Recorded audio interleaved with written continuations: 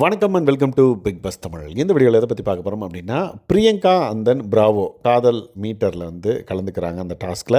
So என்ன நடந்தது அப்படின்றத நம்ம டீட்டெயிலாக பார்க்கலாம். அதுக்கு முன்னாடி நம்மளோட சேனல் நீங்கள் சப்ஸ்கிரைப் பண்ணாமல் சப்ஸ்கிரைப் பண்ணி சப்போர்ட் பண்ணுங்கள். இப்போதைக்கு பேராக இருக்கிற 3 ஜோடிகள் வந்து ஆல்ரெடி அந்த லவ் மீட்டர் டாஸ்க் வந்து விளையாடிட்டாங்க. ஸோ அதை பற்றி ப்ரீவியஸ் வீடியோஸில் நீங்கள் பார்த்துருப்பீங்க. இப்போது இந்த வீடியோவில் மெயினாக சிங்கிள்ஸாக இருக்கிறவங்க வந்து ஜோடி சேரலாம் அப்படின்ற மாதிரி சொன்ன உடனே ஜோடி சேரலாம் இந்த சென்ஸ் அவங்களுக்கு பிடிச்சவங்களை கூப்பிட்டு அந்த டாஸ்க்கை வந்து பண்ணிக்கலாம் அப்படின்ற மாதிரி.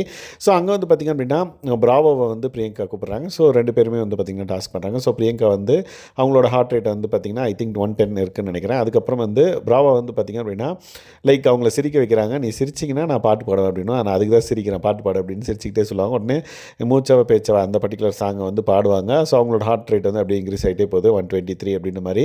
ஒரு கட்டத்தில் வந்து பார்த்திங்கன்னா அப்படியே அந்த 123லே வந்து மெயின்டைன் ஆகுது. அதுக்கப்புறம் வந்து பார்த்திங்கன்னா டான்ஸ் ஆடுற மாதிரி ஒரு சில மூவ்ஸ்லாம் வந்து பண்ணுறாங்க.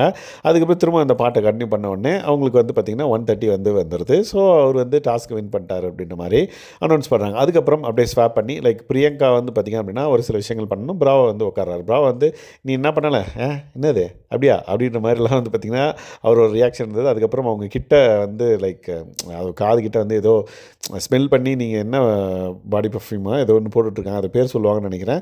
ஸோ அதை சொல்லி வந்து இந்த பர்ஃப்யூம் அந்த பர்ஃப்யூம்னு சொல்லுவாங்கன்னு நினைக்கிறேன். ஸோ அது எனக்கு வந்து சரியாக புரியல.